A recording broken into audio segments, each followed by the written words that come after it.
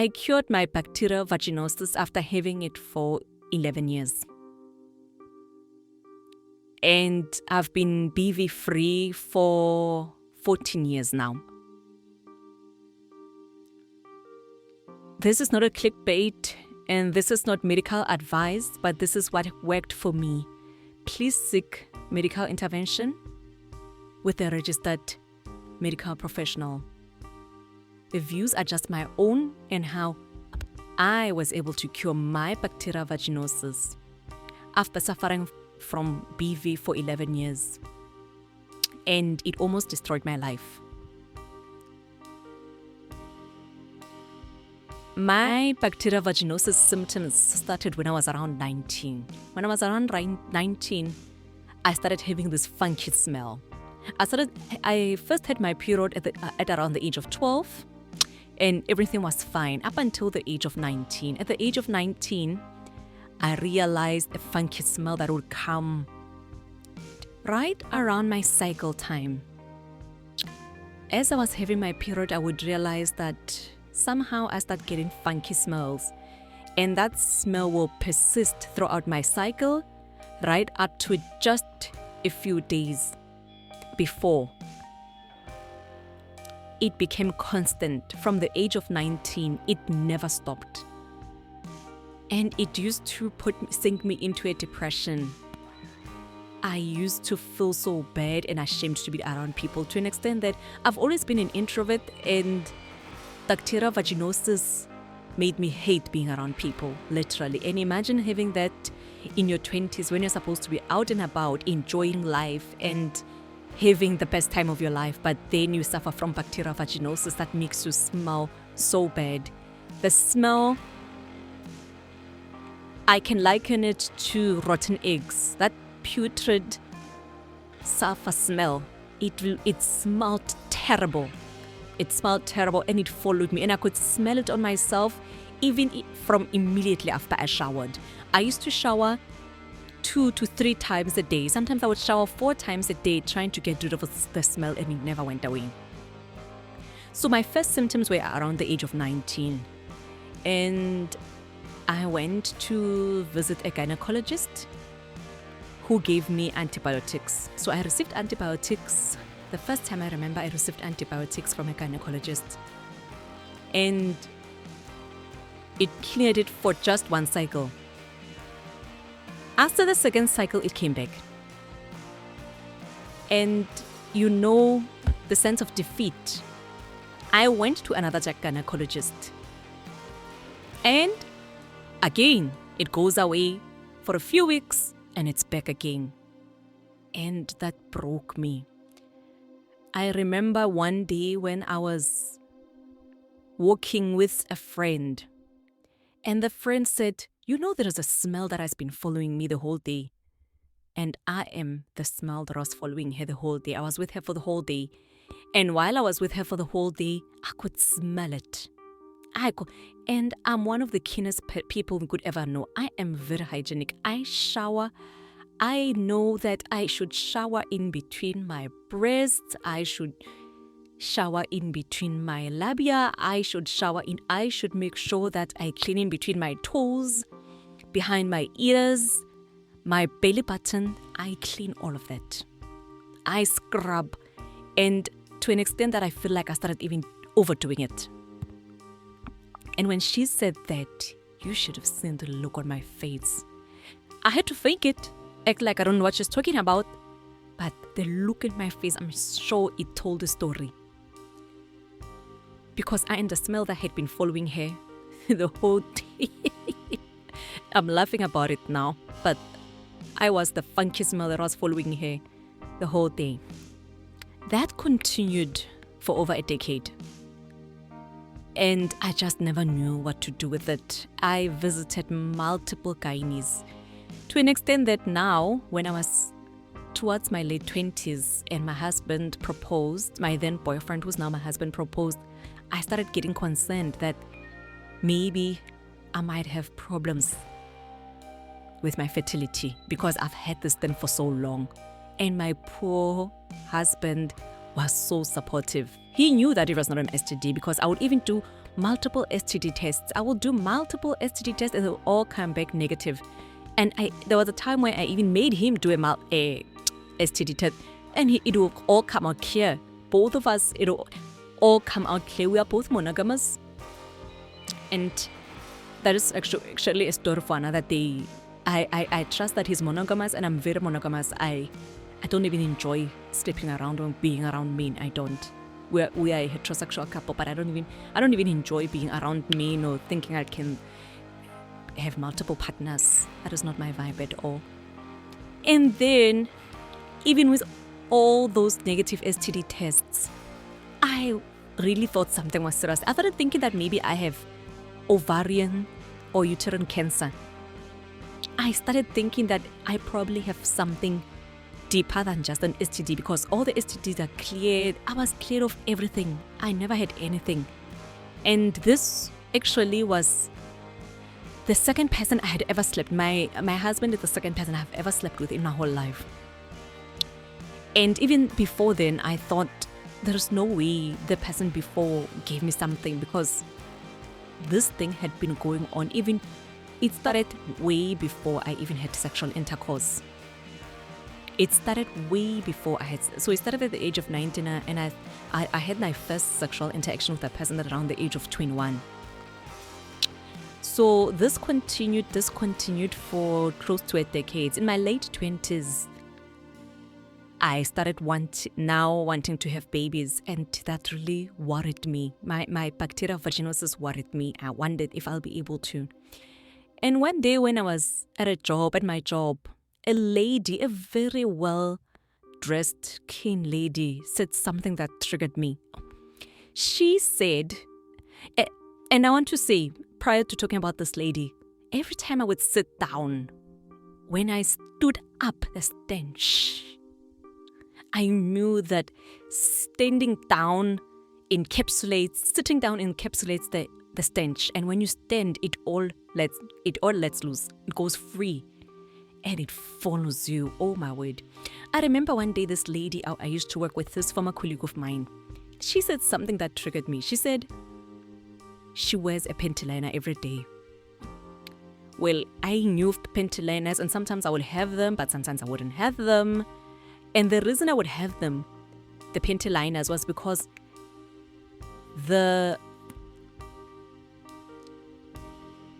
my bacterial vaginosis was starting to be so bad that my underwear would start being wet.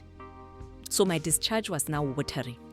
The discharge was no longer just the normal. It was not only funky, but it was watery, meaning after an hour or so after showering, my pants would be wet.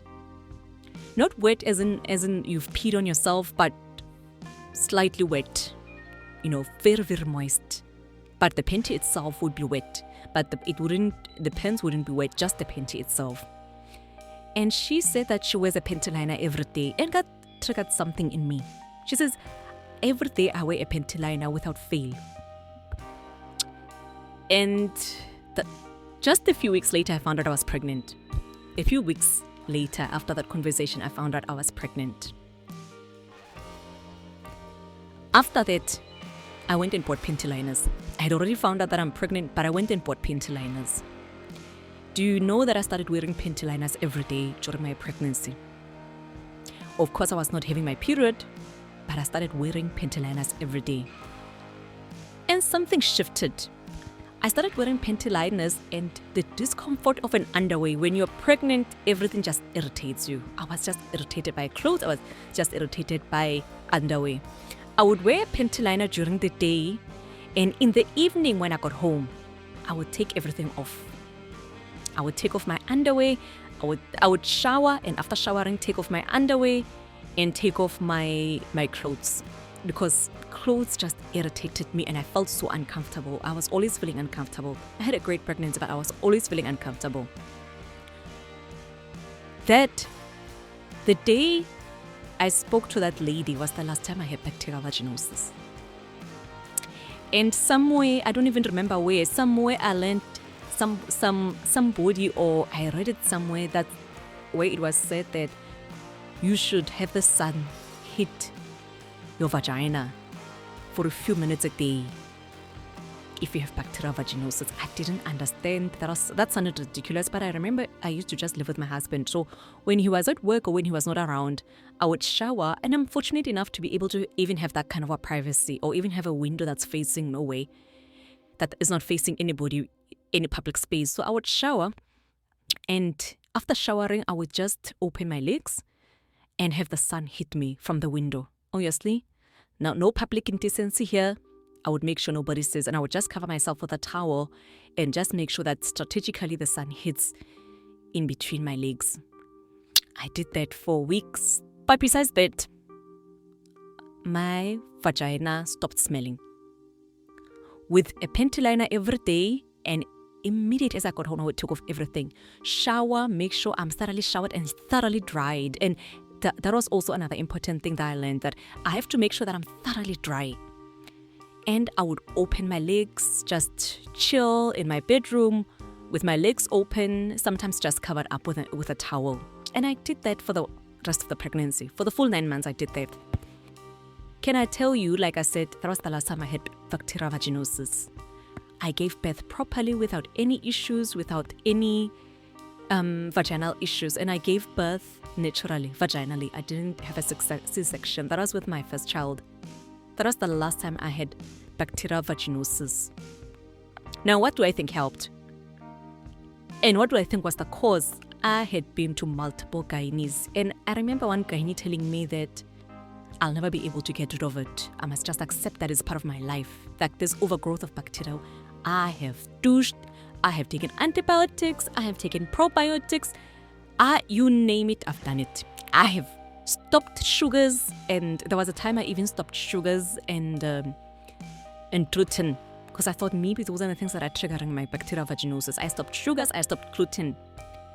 But can I tell you that it never stopped my bacterial vaginosis? I remember there were months, there was around a 6-month period or so where I stopped eating sugars, refined sugars and gluten, and I only got my sugars from fructose, from fruits. It never helped.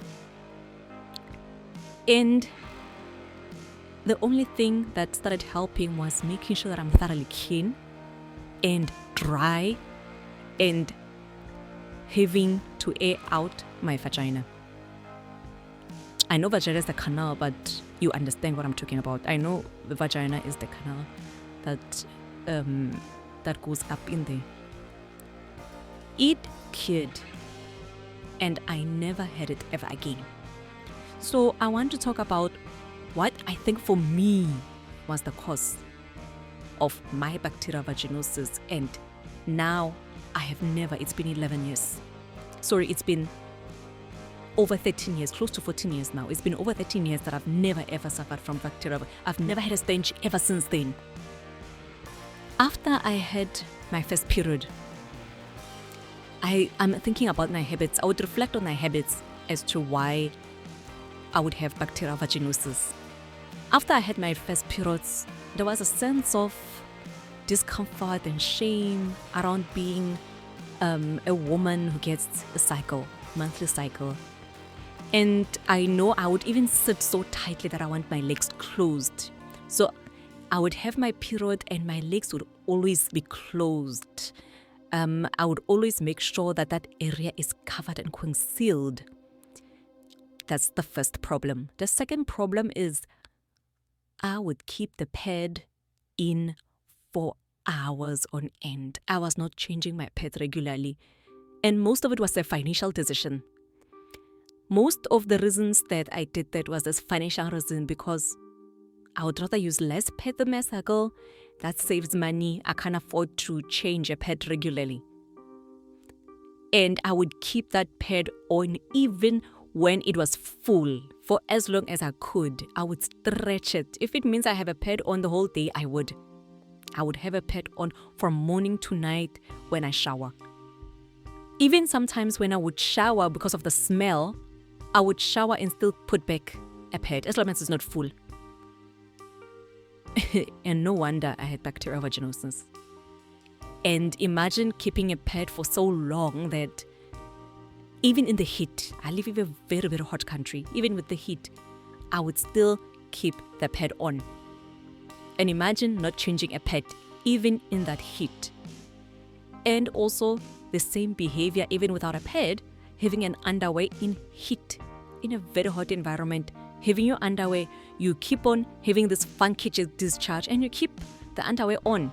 Yes, sometimes when I shower, then I would change the underwear. But then the heat was not helping me.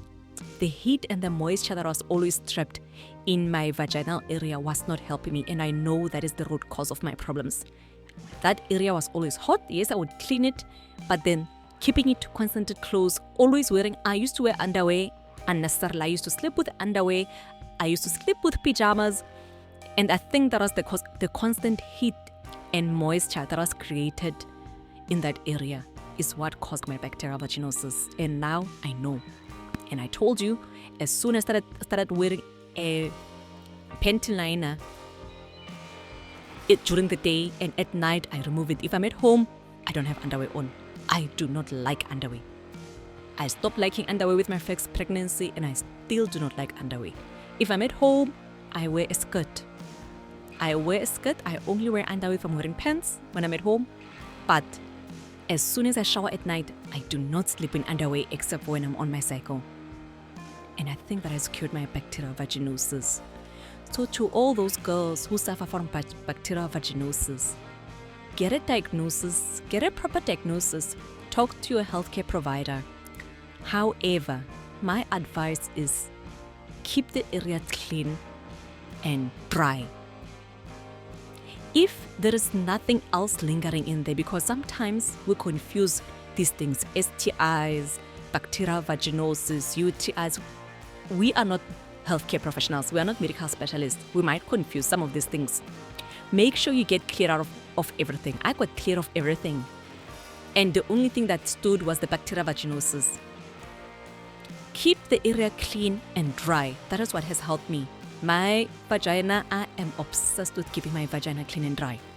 I shower in the morning. I go in there. I wash with plain water. I don't even use harsh chemicals. I don't use harsh of anything. Around the labia, I do not even try. I wash the front part with soap, with a very, very mild soap. And that is it. And then I keep it clean and dry. And underwear has been my enemy, and I do not trust having underwear all the time. And I think that is what helped cure my bacterial vaginosis. And to those of you who suffer from it, I am sorry you're going through this. Please try to keep it clean and dry, and also consult your healthcare professional. Thank you for joining in. I hope to see you again next time.